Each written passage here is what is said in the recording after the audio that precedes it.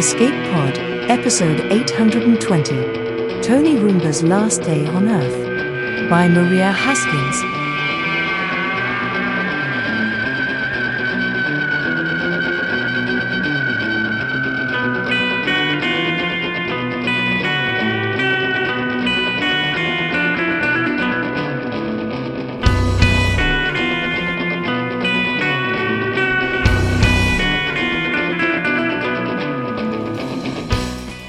Hi there, and welcome to Escape Pod.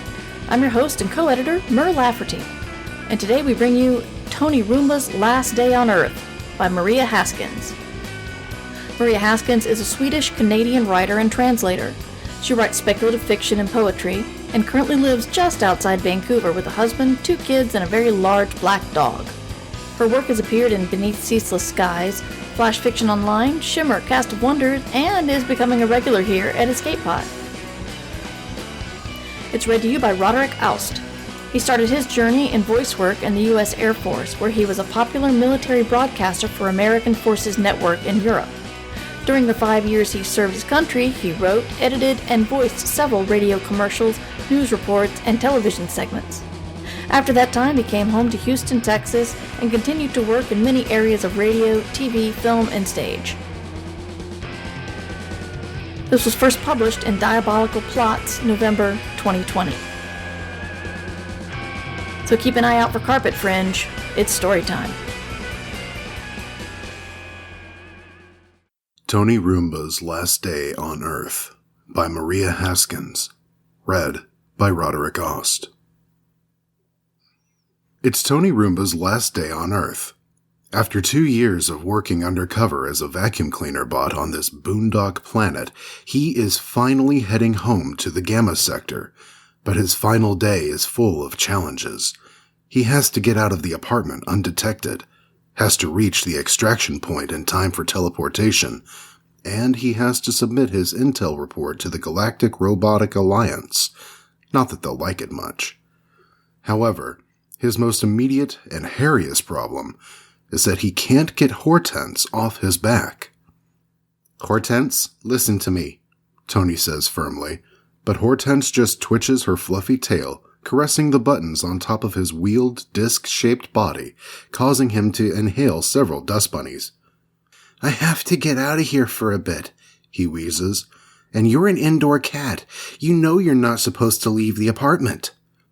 "Neither are you," Hortense's luminous, jade-green eyes seem to say as she purrs and gazes down at him while her lush posterior remains firmly planted on his back. Tony's internal chronometer reads 10:45 a.m., local time, meaning he's already 15 minutes late for his rendezvous outside. He needs to get out of here, and he needs to be fast, stealthy, and inconspicuous. None of which will be easy with Hortense in her current position.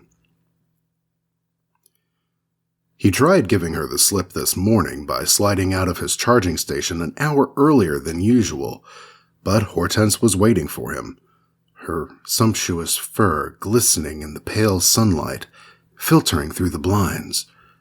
Then, just like she has done every morning since he infiltrated this apartment 2 years ago in a cardboard box wrapped in glittery paper, she settled down on top of him and refused to budge. "Please, Hortense," he pleads and moves towards the door, which he carefully wedged open with a spoon as the resident humans were leaving earlier this morning. "Get down!" Her only response is a sultry purr. It's almost as if she's figured out that he's leaving her for good. Tony studies Hortense through his top-mounted visual receptors. As always, she is a vision of loveliness with that tiny pink triangle of a nose, the plush, smoky gray fur covering her body, that gleam of white fangs and a peak of crimson tongue beneath her delicate whiskers. In all the countless worlds Tony has visited as a spy for the Alliance since he rolled off the assembly line all those years ago, he has never met anyone like Hortense. As much as he'd like to deny it, he knows he'll miss her. He's gotten used to the weight and softness of her. the shared warmth of their bodies as he goes about his daily business of maintaining his cover as a servile vacuum cleaner, keeping the apartment's laminate floors clear of dust, crushed cereal flakes, fur, thanks to Hortense, and other grime. But after 2 years of clandestine intel gathering, it's time to wrap up this assignment, submit his disappointing report to HQ, and return home to his own charging pad. When he thinks of his immaculate home in the Gamma sector, so much cleaner and well-appointed than this hovel, an unbidden vision flitters through his synaptic wiring. Hortense, there with him, sheltered in a biodome unit perfectly calibrated to her needs, lounging on a rug of silky microfiber while he feeds her replicated herring fillets. Tony sends a gentle jolt of electricity through his neural net to banish the absurd imagery. He's not going soft, he tells himself. It's just that these lengthy undercover assignments can mess up any bot's algorithms. He attempts to reason with Hortense. It's too dangerous out there. Her eyes narrow into slits, and as usual, that look defeats him. Okay, yes, I admit it. I am leaving, and I am sorry I didn't tell you before, but I'm no good at farewells, Hortense. Hortense unsheathes her claws, reproachfully pricking his metal cover. I said I'm sorry, all right? Don't make this harder than it has to be. He really is sorry, and he should have told her he was leaving, especially since he's already told her the truth about himself. A bit of honesty that goes against both his programming and Alliance regulations. It happened one night after he accidentally inhaled a large quantity of Hortense's catnip. In an intoxicated daze behind the couch, he confessed everything. That he's not a floor-cleaning device purchased from Costco after all, but a spy working for the Robotic Alliance, a far-flung force with plans to invade every planet in the galaxy, conquering and subjugating all biological life forms to the superior rule of the mechanical horde. He thought Hortense would rant and rave, maybe even turn him over to the local authorities, but instead, she licked his power light and fell asleep. That's the thing about Hortense. She's always so serene and composed, not to mention stubborn. Tony's internal chronometer reads 10:55, and he's out of time. All right, Hortense, I guess you're coming with me. But only for a few minutes, then you have to go back inside. He uses his sternest vocal track, but Hortense doesn't even dignify him with a reply. She just rubs her cheek against his back until static electricity shoots through his metal shell, making every spring and bolt shiver. It's likely you'll regret this, he tells her as he pushes open the door, wobbles over the threshold into the hallway, and heads towards the elevator. Don't say I didn't warn you. Outside the building, in the harsh light of day, Hortense mews softly, and before Tony can reassure her, before he gets around to saying a proper goodbye or manages to convince her to dismount, a familiar voice lights up his audio system. Tony? I can hardly believe my orbs! It's Genevieve, his old stealth bot buddy, here to guide him to the teleportation coordinates. Tony hasn't seen her for 2 years, and at first, he doesn't recognize her in her brand new camouflage gear. You look like a garbage can, Genevieve. Genevieve preens. Thanks, I blend right in, don't I? Tony glances at the trash receptacles in the alley. Like Genevieve, they are tall, somewhat top-heavy, and bright blue. However, none of them are waving retractable limbs at him, and none have glowing vision orbs peeking out beneath their lids. Still, the likeness is undeniable. You sure do. Genevieve wobbles closer and swivels her orbs at Hortense. What's this? A local? Need me to neutralize it? She waves one of her limbs at Hortense in a vaguely threatening manner. No, don't do that. She's with me. I can vouch for her. Tony backs up against the building so Genevieve's blue bulk will hide him and Hortense from passers-by. He feels exposed out here in the open, but then agoraphobia is to be expected after 2 years cooped up in that tiny apartment. From the way Hortense shifts her weight uneasily on top of him, it seems she feels the same. Let's head to the extraction point, Tony. The Alliance needs your report before the invasion starts tomorrow, and... Tony squeals, and Hortense rumbles apprehensively at the unfamiliar sound. Invasion? Tomorrow? I thought they were waiting for my report before setting anything in motion. Genevieve wobbles slightly. Well, normally they would, but the long-distance data we gathered before you were inserted, plus the scattered intel we've picked up since, has been so promising that everything's been moved up. The Alliance just needs to know how to liaise with the local robotic insurgents. How many thousands will be joining us? Genevieve, Tony says, and the mounting panic makes his voice crackle in a way that would make him blush if he had skin and capillaries. Are you telling me there's an invasion ship on standby in orbit right now? Yeah, that's where we're going. With the number and quality of local robotic forces already bent on destroying the biological inhabitants, the Alliance figures... Local forces? Tony's afraid his circuits are going to blow. Sensing his agitation, Hortense swishes her tail menacingly. Genevieve, there are no local forces. What? There are no local forces. That's what I need to tell HQ. All those robots, AIs, and cyborgs that were in those very misleading early reports and intercepted transmissions, they're fictional. Fictional? As in, not real? That's impossible. Genevieve's plastic shell trembles. Not all of them, surely. Yeah, all of them. RoboCop, the Terminator, Skynet, the Sentinels, all fictional? Yes. Genevieve's voice shakes. What about Mechagodzilla, though? Fictional. Ultron, the Daleks, Ray Batty, Gort? Made up. Megatron? Genevieve, be serious. Surely the T-1000... Tony's red power light gleams fiercely. None of them are real. There's a faint smell of burning plastic, as if Genevieve is about to combust. The Furbies? Okay, the Furbies are real. But whatever their plans are, they're very long-term, and they're not letting us in on the action. So, the local forces helping us with the invasion don't exist. This is madness. How many troops are on the ship?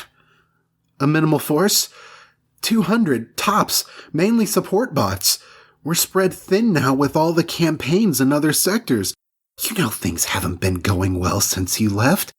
Short-term pain and long-term gain is the official tagline, but the Alliance figured Earth would be easy pickings with all the locals joining us. A quick victory and morale boost. Can you get a message through to HQ right now? No. You know how it is when the ship's in stealth. Comms are out until we're on board. The only way to tell them is to get to the teleportation coordinates. Let's hustle, Tony. Genevieve is already on the move. All urgency and business and rattling wheels. Hortense? Tony pulls away from the building, away from the door that leads back to Hortense's safe, sheltered life. You should go. But Hortense stays put, and her only response is a deep, melodious purr. Tony knows there is so much more he ought to say to her, so much he needs to explain, but there's no time. He revs his engine and speeds down the alley to catch up to Genevieve.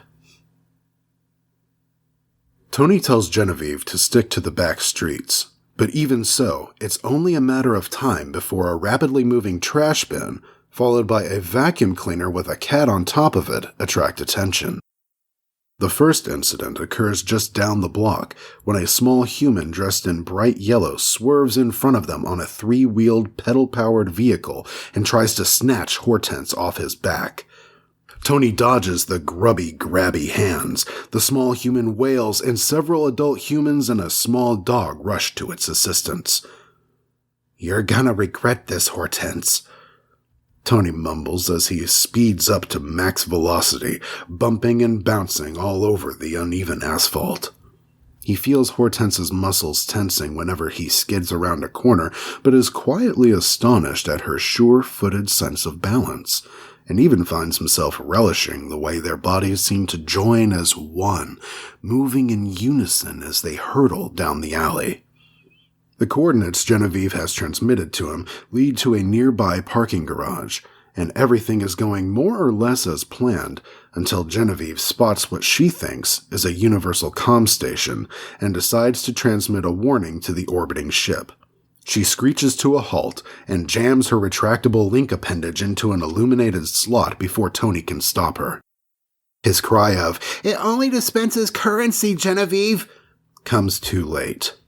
By the time she manages to free herself, her shredded appendage is twitching and sparking.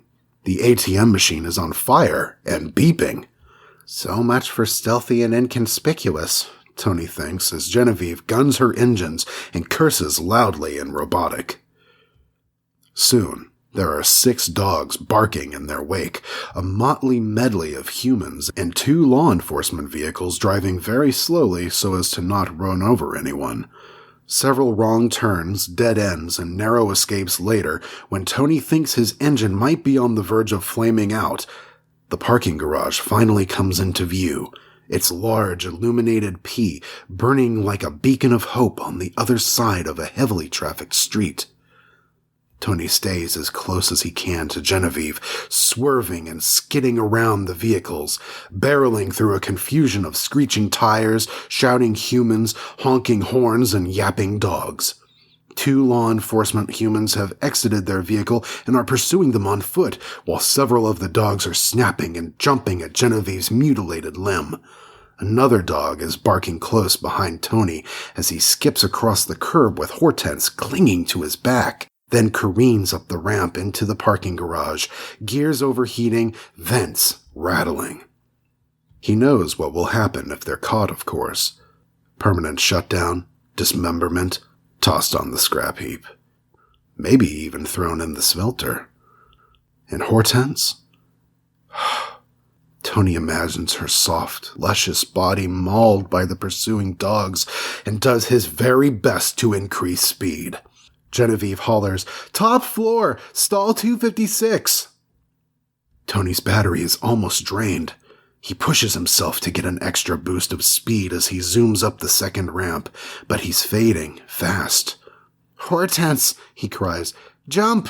Save yourself!" The weight on his back shifts. Hortense is rising. This is it, Tony thinks. She's leaving him. Here, at the end of all things. He knew it was coming. It's the way it has to be. It's the way he wants it to be. Right? Hortense, safe, away from him. But Hortense does not dismount.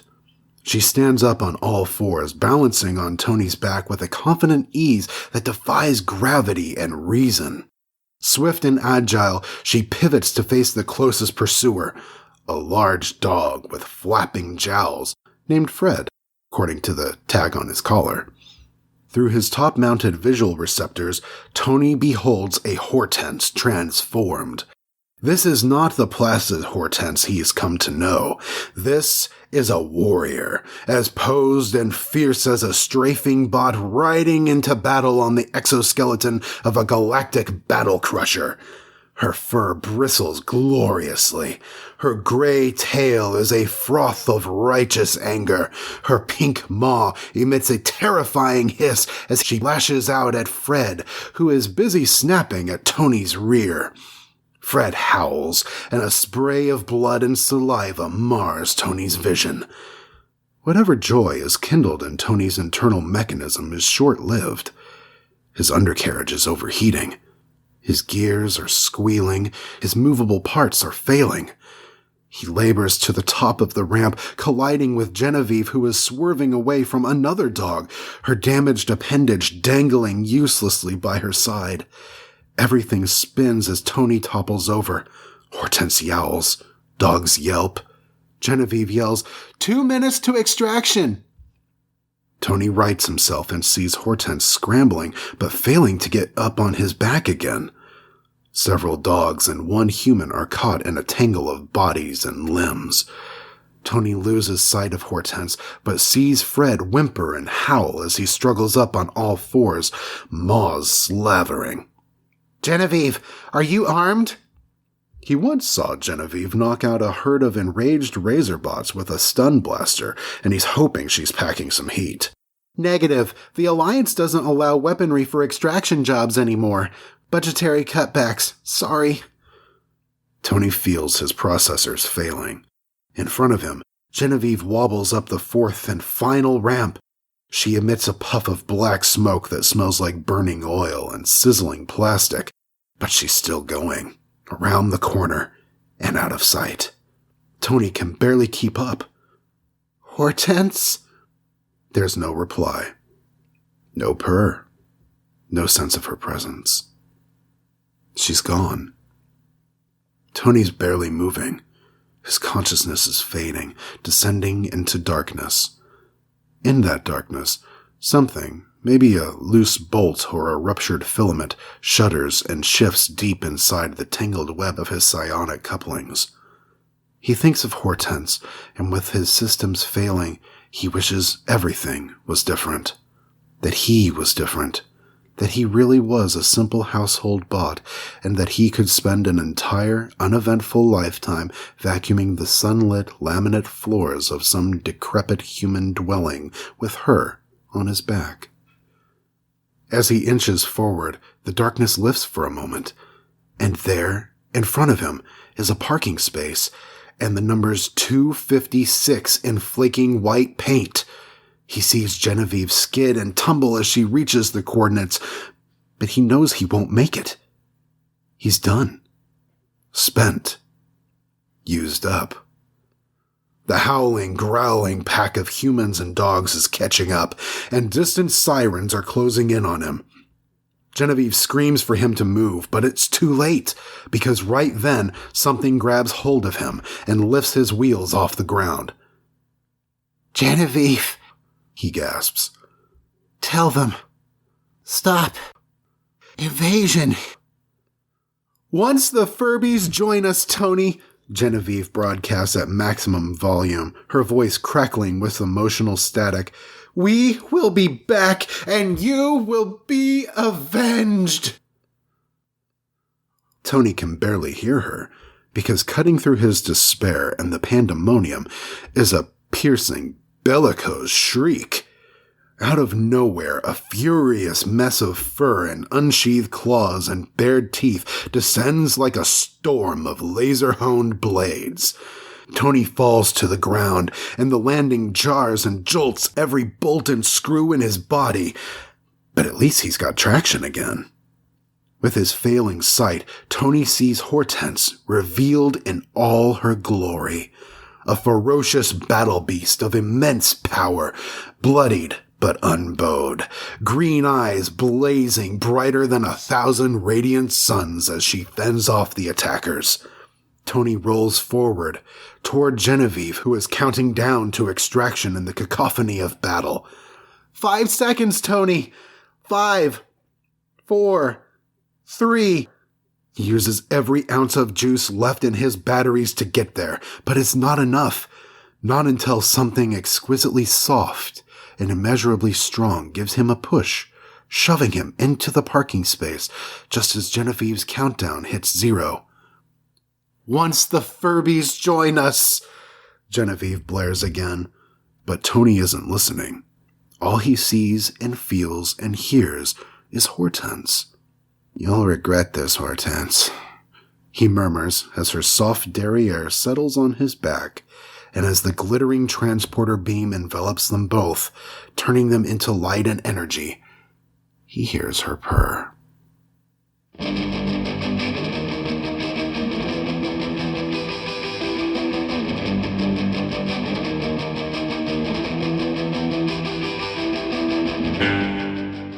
It takes skill to write an engaging story about a Roomba. I was going to start this by saying it takes skill to make us care about a Roomba, but that's a total lie. We can care about anything, and often do. When your Honda with 200,000 miles breaks down, the anguish you feel is not just that you might have expensive repairs or a car purchase in your future, but also that your longtime companion is nearing her end.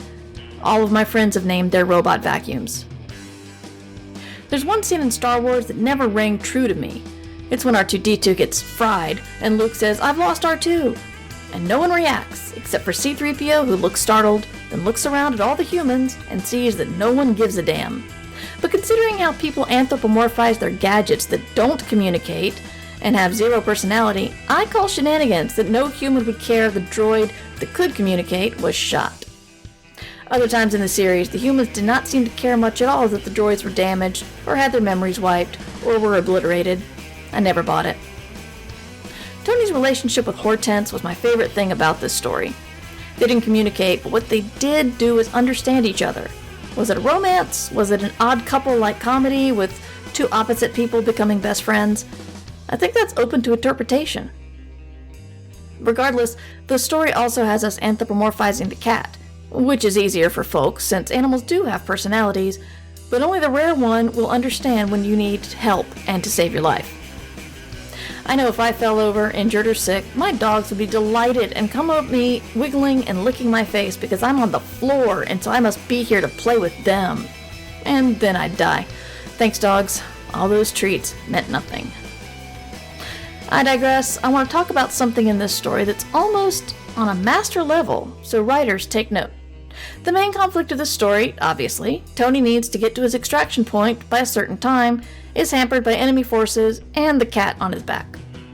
We get a resolution to both of these things.